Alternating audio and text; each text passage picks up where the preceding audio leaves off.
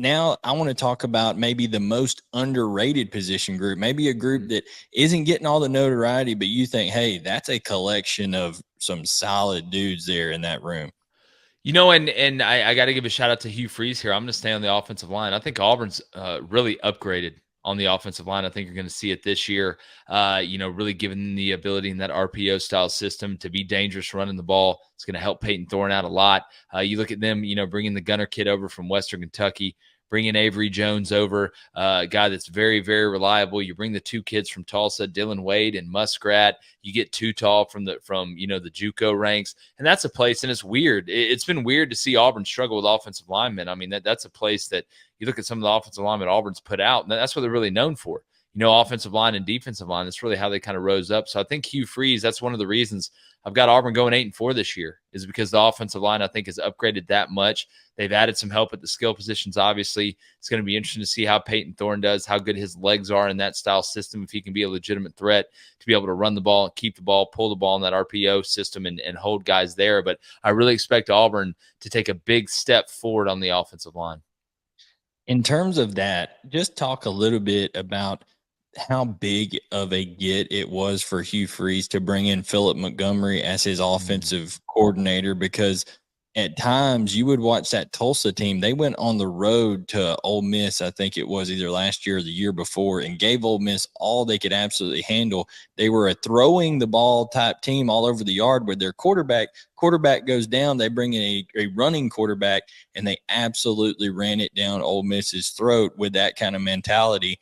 Two of those guys are coming over to play offensive line, like you said, for Auburn. Just talk about the dynamic of Philip Montgomery, Hugh Freeze, because everybody knows Hugh Freeze is an offensive coach, but what kind of an impact is former Tulsa head coach Philip Montgomery going to have on that staff? Well, it's huge, and I think you can throw Ron Roberts from Baylor, the new defensive coordinator in this group, too. They've seen a lot of ball. There's nothing they don't know how to adjust to. There's no look that they haven't seen. They're not going to be surprised by anything, and they know how to adjust. Right? We don't give coaches enough. We talk about coaches game planning, and that's huge, obviously. Being able to game plan, put your guys in the right spot, understand how to get your personnel in a situation where the matchup benefits you, because it's a game of matchups. But football's like life. It is a game of adjustments. And it's not just your first adjustment. It's the adjustment to how they adjust to you. That's why the best coaches are the ones that are able to go in there in halftime and figure out a way to maybe attack something that's vulnerable. Or if you're getting a look you maybe didn't expect, if they're throwing something new at you, being able to not only know the adjustment you have to make, but communicate that to your players. So I think when you mix two offensive minds like Hugh Freeze and Phil Montgomery, there's not a question that you can't answer, and you can communicate and vocalize it in a way to the players that they can understand. Because there's a saying in coaching, it don't make a difference how much I know. It's how much I know that I can get you to know. Because Coach Montgomery ain't going to take a snap, throw a ball, run the ball, catch a ball. Neither is Hugh Freeze. And I think Hugh Freeze, talking about Phil Montgomery, is going to call the plays. But play calling, that's what I was about to ask you next. Yeah. He talked about in SEC Media Days. He's going to call the plays, even though sometimes I think fans really don't understand how play calling works. You have one guy's voice, whether it's the offensive coordinator or whether it's, a Lincoln Riley situation or a Steve Sarkisian situation where the head coach is calling the plays, who ends up calling the plays. But there's a flow of information. If you've ever been on a headset, you have your coaches, your offensive coaches, when they're on offense, are always looking at something. And some coaches have defensive guys, especially the younger guys, looking at things as well, because you can't see everything just by one guy. Why do you think most offensive coordinators are up in the box? Because you can see the most up there, but you can't see everything up there. So the flow of information is crucial. And as an offensive coordinator, a lot of times, and I've heard that I was a special teams guy most of my career, as well as being a defensive guy. So my headset could hear both offense and defense. So because they had to be able to do it for special teams, right? You have punt and then punt return, which is offensive and defensive.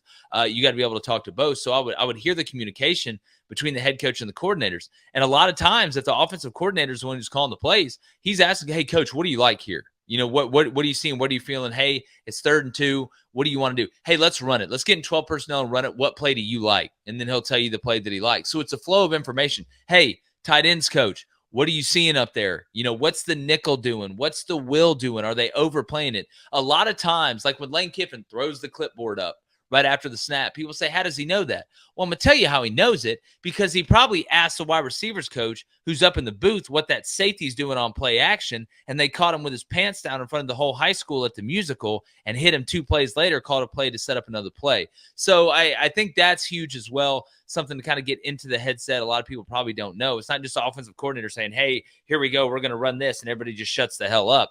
And sometimes, when it's on tight downs or there's a big decision to be made, you will ask the head coach, hey, what do you like? Sometimes the head coach says, you call it. Whatever you like and whatever you feeling, you call it. Let's take a shot deep. Let's do something like that. But Phil Montgomery, too, he comes from that Art Briles school of spacing and alignment difference. What do I mean by that? A lot of guys, when you say doubles, when you go out and line up in doubles and the ball's on the right hash, or the ball's in the right middle, the ball's in the middle of the field, which is rare, but ball's in the left middle, ball's on left hash, there's a certain way they line up, right? You're on top of the numbers. You're on the hash, or you're 2 yards outside the hash. Well, defenses typically line up against offenses that line up normal. That's not what Art Briles and them did at Baylor. That's not what Phil Montgomery does. He messes with your spacing, right? It's almost like the triple option of the outside is what I call it, because the spacing is all messed up. Not what Josh Heupel does. That's exactly right. So, like, if I'm supposed to typically line up, hey, all right, it's 10 personnel. All right, they're lining up in doubles, but okay, well, the four, it looks different. The spacing's different. So I don't line up on my divider. If he's 3 steps wider, I go 3 steps wider, and all that creates space. It creates confusion and it creates space. And all these guys need at this level is a little bit of extra space to be able to blow by you. So it's messing with the defense's alignment by your alignment, and you can run different plays and combinations from different areas. It's hard to get a bead on that. And you've seen a lot more of that in college football. You mentioned Josh Heupel, Tennessee. Look how wide they get, right? They're doing that for a reason. It used to be when you get wide like that is because you're trying to run it in that void. Well, now that's not what that means 100% anymore. So defense have had to be able to adjust. So you're going to see that, I think, that RPO run style that Hugh Freeze wants, but you're going to see the Philip Montgomery splits and the combinations in the passing game. I'm very interested to see how they gel that together, because it could be pretty nasty. Think about, you talking about spacing and not always, to run into that space. Now it may be, you're talking about being on the hash. Let's say you're on the right hash. You may put, trips strong into the boundary. You may go tight end trips or bunch trips or something like that and run that patented, like Hugh Freeze is able to do, a power sweep or a power read or something like that, but have an X glance on the backside or X slant, and that communication on the headset may be, hey, we're going to run this power sweep, but just tell me how far that outside linebacker is willing to go out there to cheat it, so we know if we can come back and hit that underneath, that kind of stuff. And they can mess with you and do that. And with Peyton Thorne, I think they'll really be able to do it, because I think he can run well enough to be able to take advantage of stuff, but I think he'll be more accurate than Robbie Ashford. And he'll make good decisions. He's a coach's son. You're talking about formation in the boundary, FIB, which, as a former defensive coach, God, the evil that comes out of formation in the boundary, just having to deal with that. It's an absolute nightmare. If you're Lane Kiffin does a really good job of it. That's one of the best things he does is formation in the boundary. You're overloading the weak side. And a lot of times, like you're talking about, if you're on the right hash and you're going formation in the boundary and you split that other receiver out on top of the numbers, that's tough to get safety help. If that's a matchup that you like, you talk about being on an island. I mean, that dude's up in the Arctic Circle by himself out there. And if you want to cheat a safety, you're going to have to cheat him way over there, which makes you lighten the pants in the box. And that safety's late coming down. I mean, there's a lot of ways. Those offensive guys, man, it's Willy Wonka's chocolate factory sometimes with these guys. And I hate having to get ready for it. Thank goodness I can just talk about it now. Absolutely. And as I did with the other one, I got to throw out an honorable mention. I'm going to go with Texas A&M's wide receiver group, because my goodness, I got to looking at it. Aniyah Smith, we know what he is. And then you have Evan Stewart, who may be, truthfully, he may be the best number 1 receiver in the league before it's said and done. He's dynamic, nice. Like it's all get out.